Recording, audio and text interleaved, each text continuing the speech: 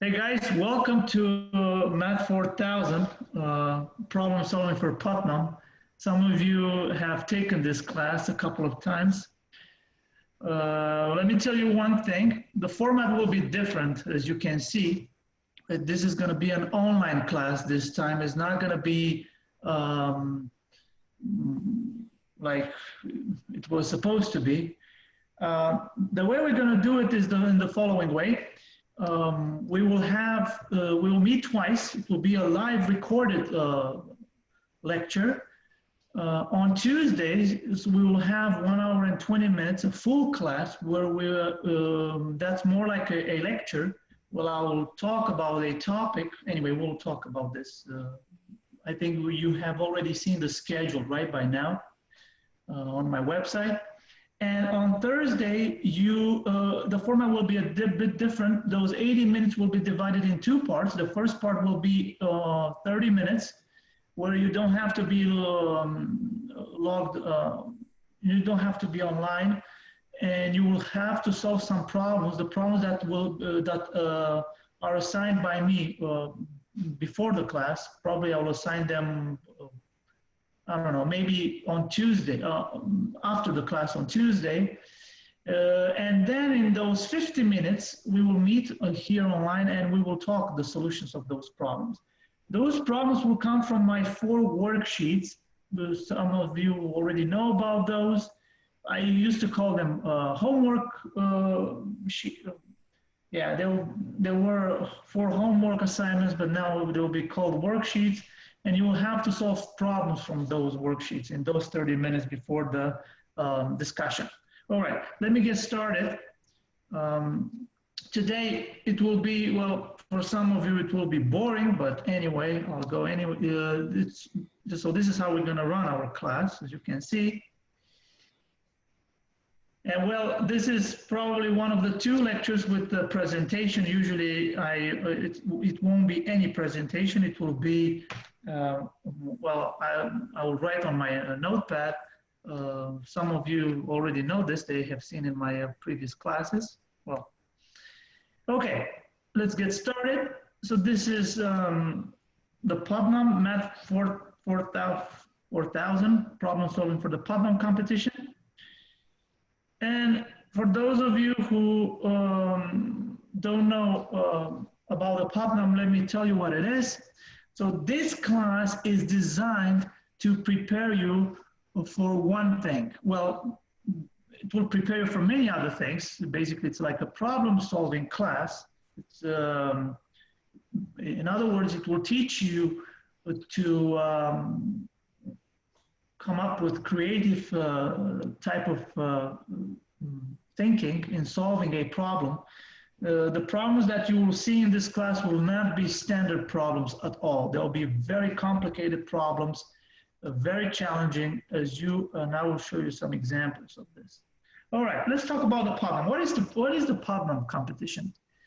Well, it's called the William Lowell Putnam Mathematical Competition. Is the most important, I would say, competition in the United States and Canada, basically North America. More than 500 universities compete these days in this contest organized by the Mathematical Association of America. Usually takes place in the first Saturday of December. Well, not this year. Unfortunately, due to obvious reasons, the competition will not be organized in the first Saturday of December this year. You will see, I will specify later on when it will take place.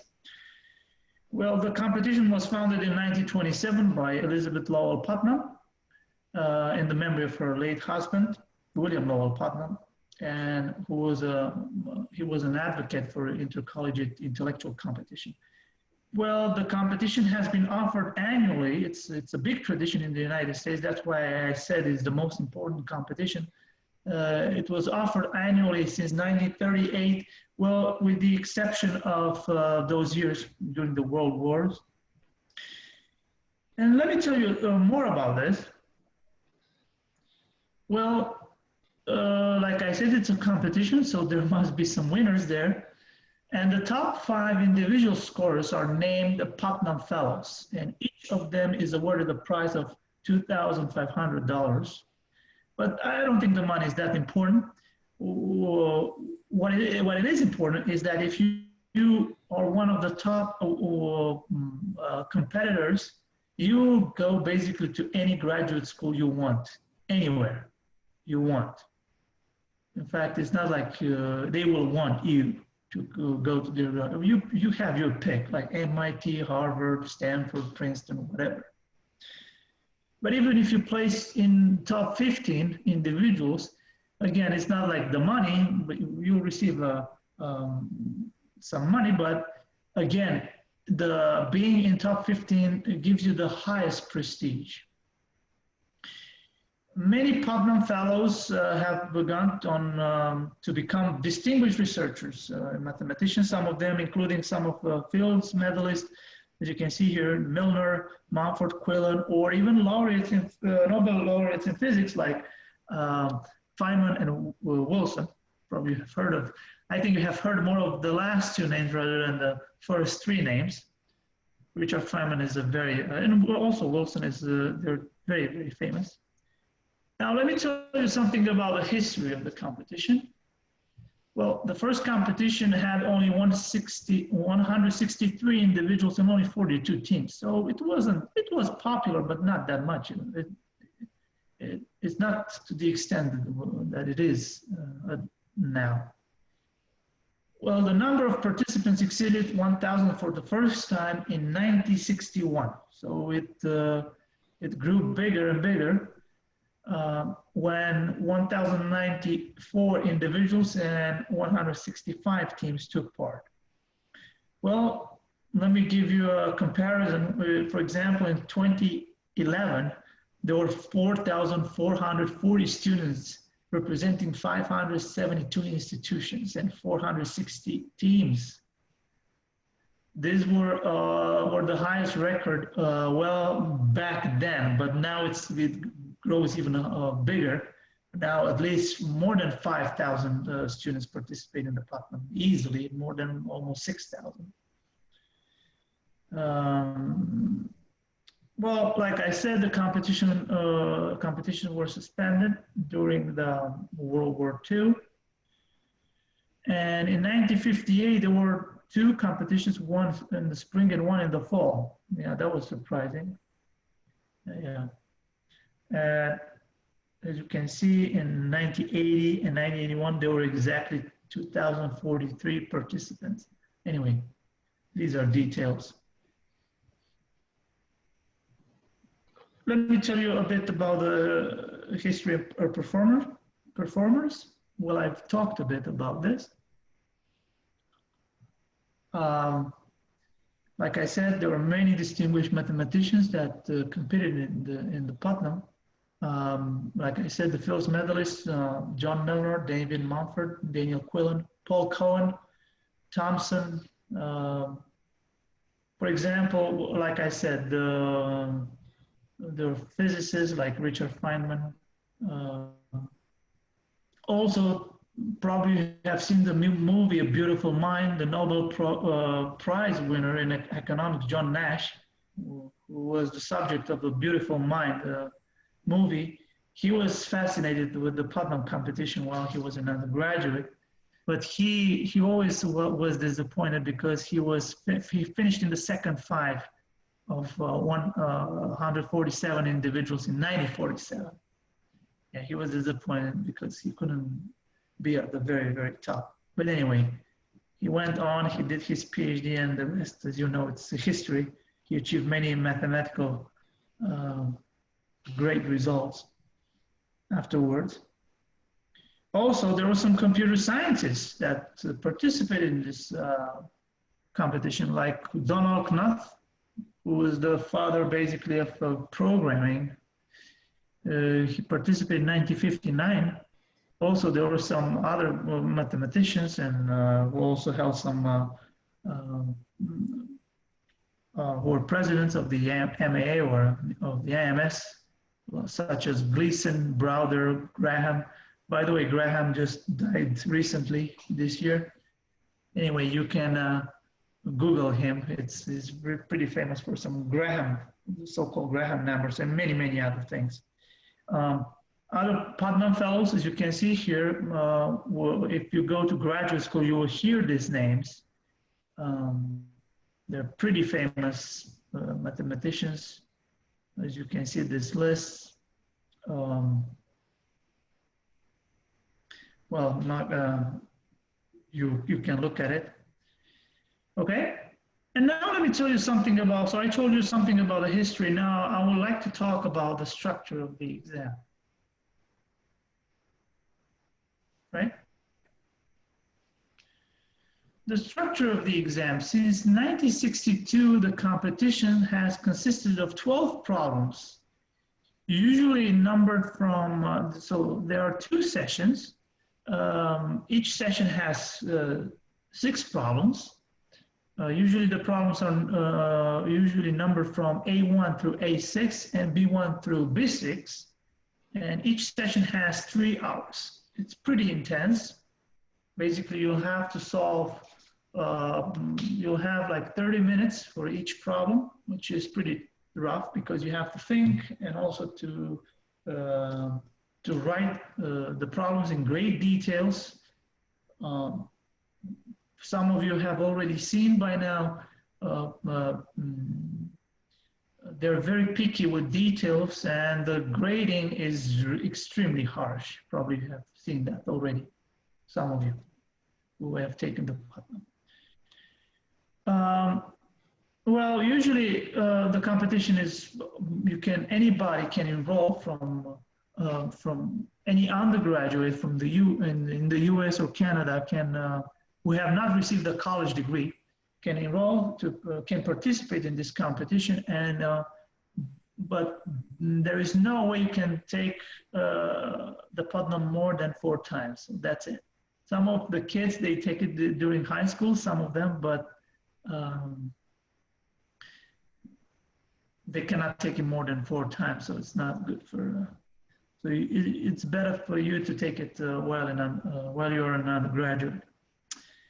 Well, usually now the team must be chosen before competition. That's not valid anymore.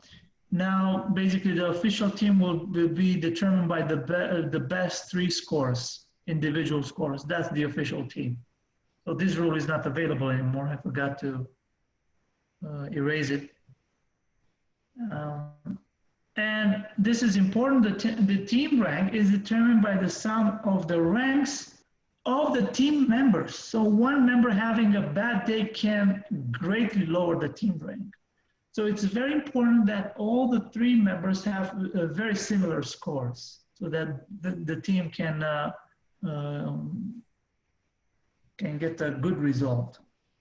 So this is a very these 2 factors add some kind of uncertainty to the rank, to the final rank.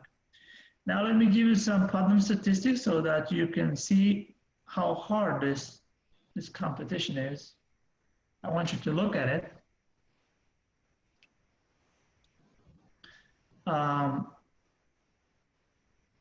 You see, okay, I look at the statistics from 1998. You see the number of people taking this was 2,000 whatever. The mean was 14, and you look at the median. The median was 10 points. And look at how many people got a 0 score, 0 out of 120. So that I make myself very clear. 30% of them. Not too much. So you can say that, wow, maybe it was a better generation. I wouldn't say so. I would say that maybe the problems were easier than they are now. So maybe that's the case. And you need almost 3 perfectly solved problems to get in top 500. Usually, the top 500, they usually pick the top 10% students taking the Putnam. So it's good to be on that list, that Putnam 10%, the top 10% list. It's very good to appear on that list. you'll definitely go to a very good graduate school, like a top 20, top 30 school, if you appear on that list. Okay, and then drastically, as you can see, just 1 year later, the mean dropped to 6.3, the median dropped to 0. And with only 11 points, you can get in top 500, basically with just a little bit over one problem correctly solved. Again, this happens in 2000. Again, in this year, in 2002, something odd happened again. But if you, as we go, you will see that the median, just look at the median, how it drops drastically. Maybe the mean is, you see, it's pretty somewhat constant, but the median just drops to 0, 0, 1, 3. Well, it was 3. 1, 0, 0, 0, 0, 1, 1, 2, something like this, you see? But now after 2011, look now. So since 2012.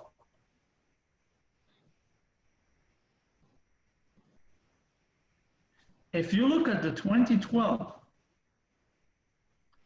you'll see that the median is 0, 1, well, again, it was 3, 0, 1, 0, 1, 2.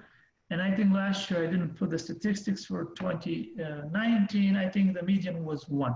It wasn't 0 or 0. I don't recall exactly. But as you can see, the percentage of people who score 0 points, as you can see here, look at the percentage. Now it's getting lower because the competition is getting tougher. People are investing more and more in this. Universities take it very, very seriously. It's like an act of pride for them to announce that, I don't know, our universities was top whatever at the Putnam competition. Well, it's good for the university to be in top 100 at the Putnam competition, since more than last year, if I remember correctly, 570 institutions were ranked. And it's good to be on that top 100 list. So far, we haven't achieved that in recent years since I've taken, since I'm dealing with the Putnam at TTU. All right, now let's talk about how to prepare for a competition of this caliber. Coach, what is going on here? Sorry about that.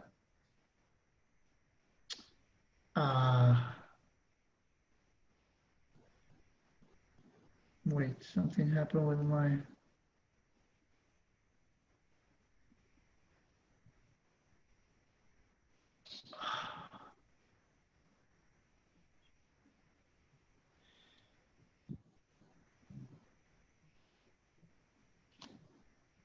Oh my goodness, okay. I think that's a bit better, but anyway. Okay, how to prepare for a competition of this caliber?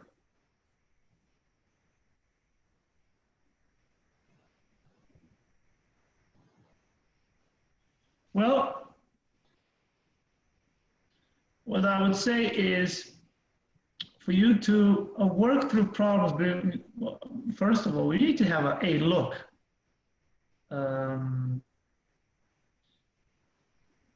at the problems, at the Putnam problems before, right? Well, you can click on Kiran Kedlaya's webpage. Anyway, I'll send you the presentation afterwards and you can play with it. You will see all the Putnams there, all the Putnam exams with solutions and everything. But for those of you who are doing this for the first time, I think the better strategy for is to work through problems A1, B1 given the previous exams. I think that's better for you because you will get the a sense of how the competition, how difficult the competition is, and just also keep in mind that if you solve problems A1, B1, basically you have 20 points out of 120. So you're in a very, very good position with 20 points. Who knows? If you do a little bit better, you can get even top 10% of competitors. Also, another thing is to work to, there is this, what we call the Putnam Bible, is the book of Răzvan Jelka and Titu Andreescu, Putnam and Beyond. The first edition came out in 2007. By the way, Răzvan Jelka, he's a faculty in our department. He used to deal with the Putnam back in the days, but now he doesn't do it anymore. And for other resources, they also have my undergraduate competition webpage on my website, and you will see plenty of material there. You can click on it. This is how the Putnam Bible looks like. Right? That's it.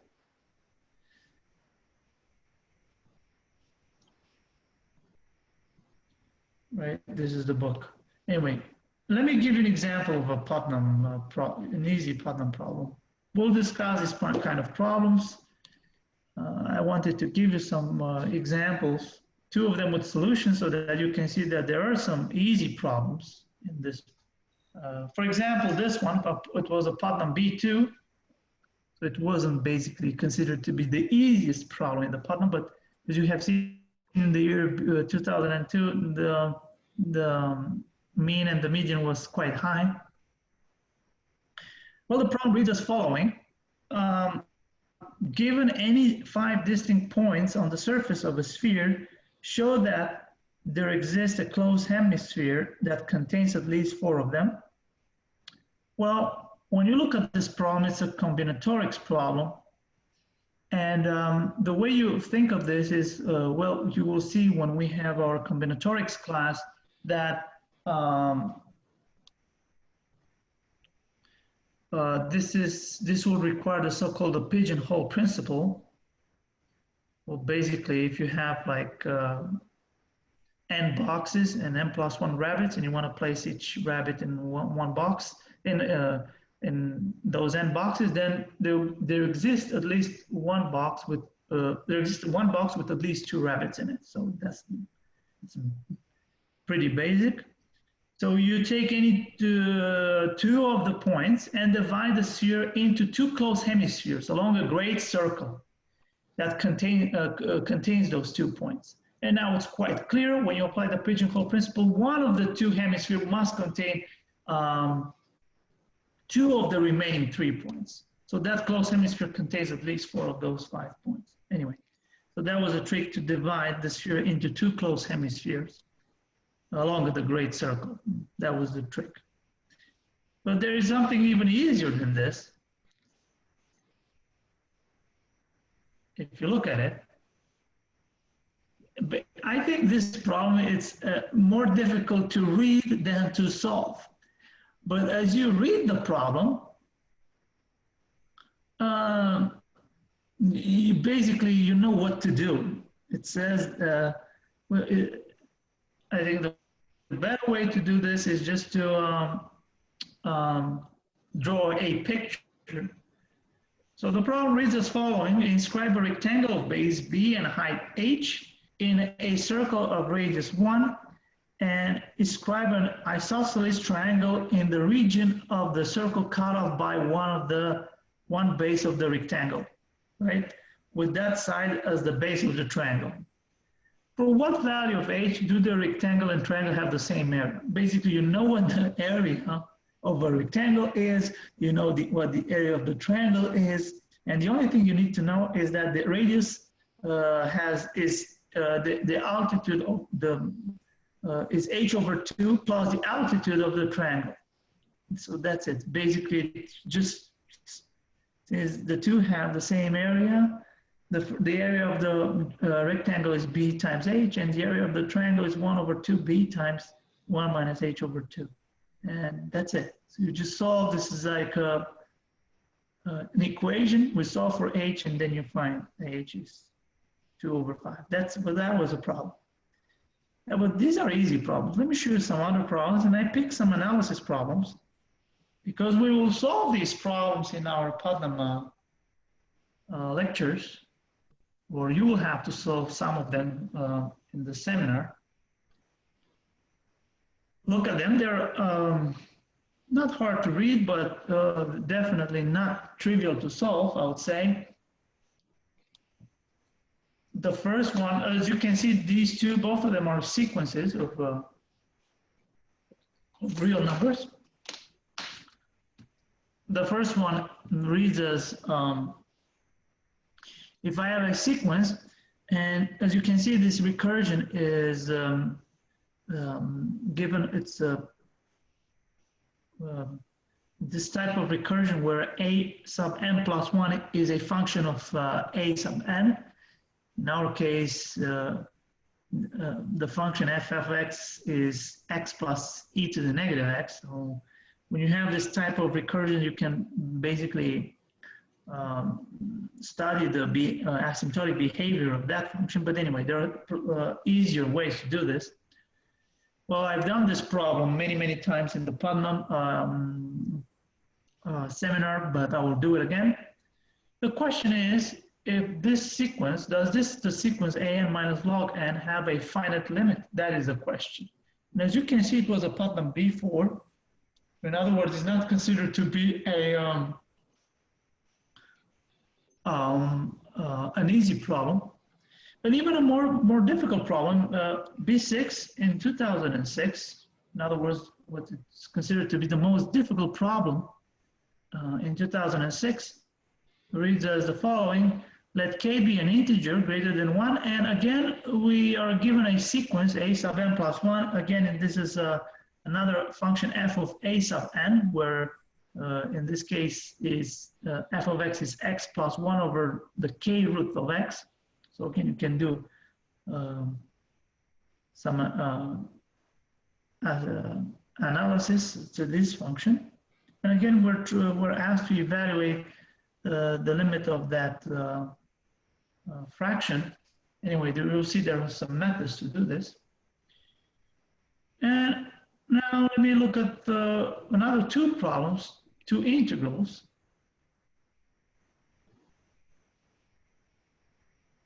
Another one, B5, again from 2006. As you can see, I have two integrals. I have to maximize the difference over all continuous functions f, real valued continuous functions f defined on a closed and bounded interval 0, 1, right?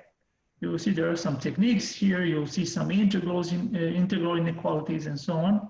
And the same for B2, 2007. To be honest with you, I believe that B2 is much harder than that B5, way harder, if you ask me. But anyway, for this B2, it will also be in one of your worksheets as a homework problem for you to do or for you to solve. But I will have a special lecture for this, only for this problem. You will see plenty of solutions, approaches. There will be probably at least 10 solutions for this problem. Anyway, again, some analysis problems. I put one of involving derivatives, not just the integrals. Sometimes also you can see in the Putnam competition some integrals, and you need to evaluate those. All right, so this is what I did since I started in 2008, 2018. And again, we since 2018, we had for the first time since 2003 or 4, we had for the first time a Putnam seminar at Texas Tech. So Texas Tech didn't have an official team since 2003. So And in 2018, we ranked 166 out of 575 institutions. Not bad for a comeback. In fact, I remember the the the the person who is in charge of the Putnam competition. He told me like, "Well, welcome back. It's been a long time." And then I was like, I didn't know what he was talking about, but he told me Texas Tech didn't have an official team since 2003. So after 15 years, we made a comeback, and it wasn't bad, I would say, but it wasn't the best. 166 anyway. But also next year, again, we took some TTU students took the Putnam exam. Usually 12 people, between 12 and 15 people take the Putnam exam. But our rank was a bit, surprisingly, we scored more points. But our rank was a little bit worse than the year before. And that's because of this, I think because of taking the best three scores, people tend, the teams tend to perform better. So there is not that uncertainty element to the team ranking anymore. So this change came into an effect exactly last year in 2019. So we ranked 168 out of 570. Anyway, I wouldn't say it's that bad, but and now in 2020, like I see, as you can see here, so, in the poster, it will be different now. So the location is different. As you can see, it will be online via Zoom as we are right now. And let me give you more details about this. Well, I already told you in the email, but I'll say it again. And I'll go back to the schedule at the end. Well, like I said, we'll meet Tuesdays and Thursdays. Both of them will be live lectures. On Tuesdays will be a lecture. Basically, it will be me talking about a certain topic. I'll give you some theory that, and we'll talk about some concepts, some theorems, results, and so on. And then on Thursday, there will be a recitation. Like I said, the 80 minutes will be divided into a problem-solving time for you, which will be 30 minutes. And like I said, those 30 minutes, well, you can actually think of the problems even before, because I'll send you what problems to solve maybe a day or two before. It's your choice. You can think of those problems in those 30 minutes or like days before. And then afterwards, in those 50 minutes, you'll log in at 1 p.m. on Thursday, just like you did today. And then we'll discuss those problems. Usually I think I will assign like 4 or 5 problems so that we will have like 10 minutes per problem. It depends on the problem as well. And during those 30 minutes, you don't have to be logged in on Zoom during the problem solving time, right? So those 30 minutes before the discussion.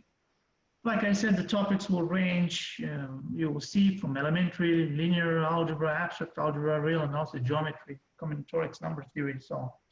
Well, the TTU ranking at the Putnam 2020, we don't know that yet. As you can see, I only put there 2 question marks.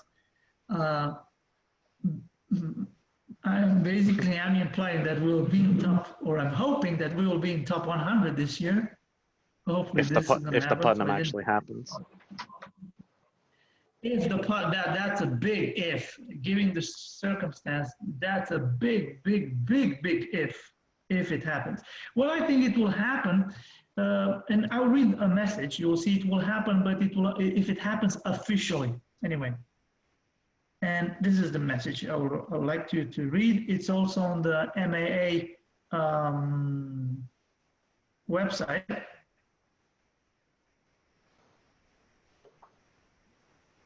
I want you to read it and then I'll read it.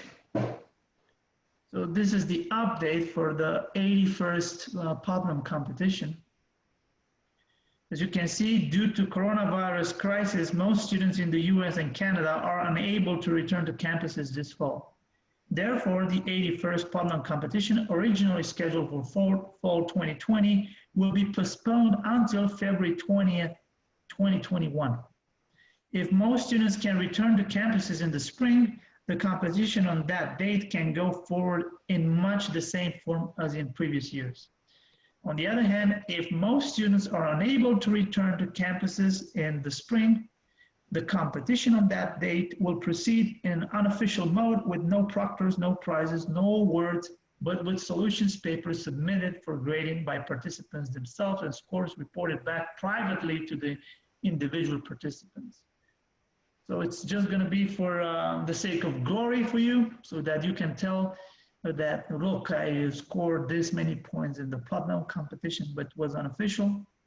But anyway, probably it will matter for your future application to grad school or when you want to get a job that you perform in the Putnam. So this is what will happen to the Putnam. Hopefully this crisis will be over by then. Although, to be honest with you, as a personal opinion, I do believe that that's not going to happen. Probably it will be over in a year from now. That's my my hunch based on what I see and everything evolving. You know, this is what, when you have a pandemic, it usually takes like 2 years to get rid of it. All right, let me show you some pictures, something funny now, so that you can look at. You see how you see this goes back to fall 2018. And some of them are graduate students now. You see, I don't know if you know these guys. Abu Bakar, I think he's a grad student at Tech. Xueting or Amanda Shia, she's a grad student at Ohio State now. You also have Sergio Baez. Now I think he was supposed to be a grad student here, but he's at the University of North Carolina. Anyway, you have a bunch of people here. This is one of the seminars that we talked about. Well, we were doing linear algebra here. I'm not sure the picture is very clear. Anyway, look at the guys again. Yeah, more people appear here. I don't know what happened to some of them. They were not quite active. They didn't come too often, some of them, but some of them were really, they took it very, very seriously, even though, you know, at the end of the day, it doesn't matter what is the result. What matters here is to get acquainted with some different type of thinking in solving a problem. This course will be very, very different from anything you have experienced in your undergraduate career. Absolutely way different than anything. So it will require your raw creative type of thinking. This is what Putnam will do to you. Again, this is fall in 2018. And now, I forgot to mention Jackson Kulik. As you can see here, Xander, well, the picture is not, Alexander Morgan Fleming and Jackson Kulik.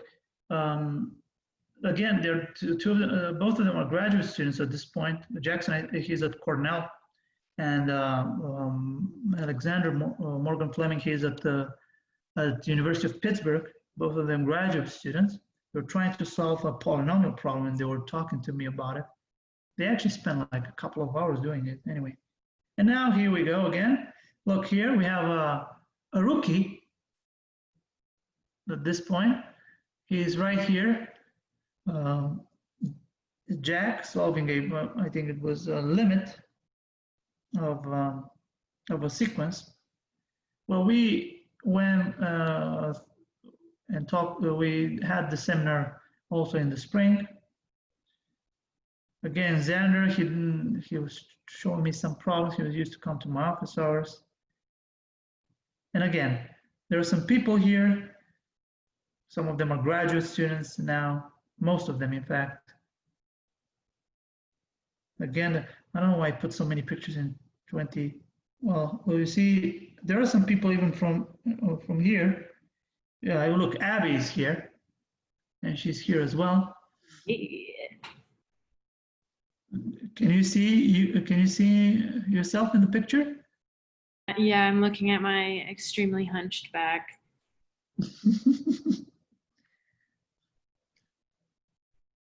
Anyway, again, Jack solving a problem. Man, I put too many pictures from spring. Again, Jose. And now for the fall 2018, as you can see, there are a bunch of people here. Usually, well, this was the usual number, like 10, 12 people show up in the, just like now. Well, now it's capped at 9, so, but usually more people show up. Again, Xander showed me he was pretty insistent in my office hours. He was showing me some number theory problem. Now again, explaining. We'll also look at Jack. Also, I think again, this was a number theory problem. Oh no, some application of Wilson's theorem. Anyway, we'll go there. And this is how the Putnam looks like. Well, this is the exam sheet. As you can see, we're on Central Time. This will happen. The session A will be between 9 a.m. and noon, and the session B the two sessions are usually separated by a lunch break, and the session B will be between 2 and 5 p.m. And now let me go back a bit to the actual schedule, because I want to talk to you about this.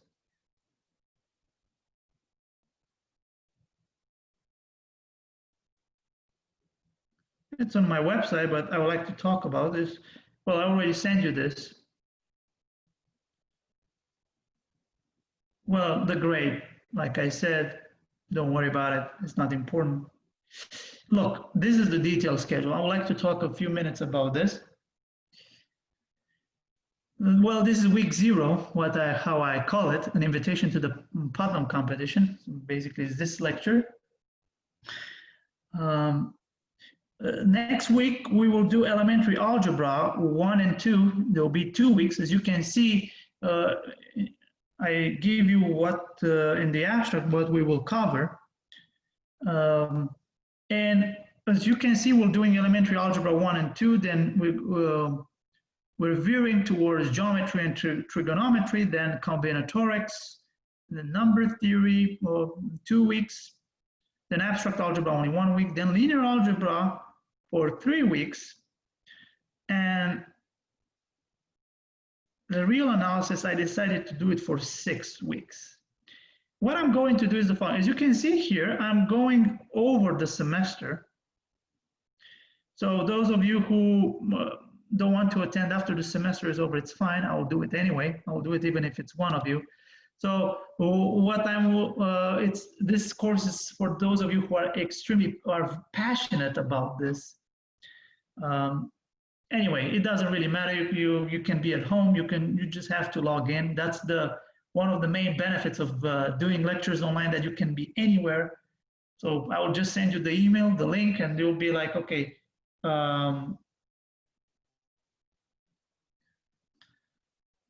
And then you can just log in if you want to attend the lecture. Then it's fine.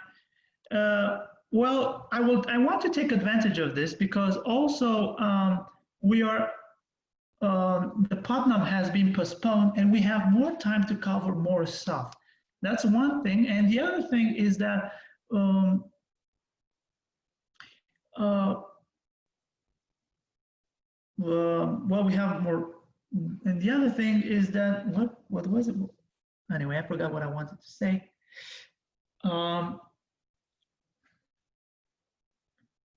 But anyway, we'll have more time for this. As you can see, it will end on December 17. And then we'll have a special lecture, and that special lecture will be devoted to that problem that I showed you. So in other words, this is the poster, and I would like you to look at it. So like I said at the beginning, why is this Putnam course important? Because it teaches you important skills in problem solving that you will not find anywhere in any other course in your undergraduate career. That's not going to happen. And these skills are very, very valuable, especially these days, because they are required anywhere you go. If you, even if you're not the one to go to academia, if you're going for a job in tech industry, usually they require you to this kind of creative, to come up with some creative type of thinking and solving a problem. And this is extremely valuable. This course is extremely valuable in this sense. I know some of the, for example, I had a student when I was at Pitt, and he was looking for a job, and then the employer called me. He listed me as one of his references, and the employer called me to ask me if he was in top 500 at the Putnam, and I said yes, he was. I was like, okay, that's good to know, because this is a very important information. And then I found out that he was hired. Anyway, it's a big tech company in Silicon Valley. So, like I said, the only thing you should care about, you don't care about the grade in this class. So this, we will take away this burden from you. The only thing you care about is to acquire this type of skills, of creative type of, raw creative type of problem solving skills. That's the most important thing in this course. And then the Putnam is just a consequence. Okay, I think I'm going to stop here. Let me stop the recording. And then I will ask,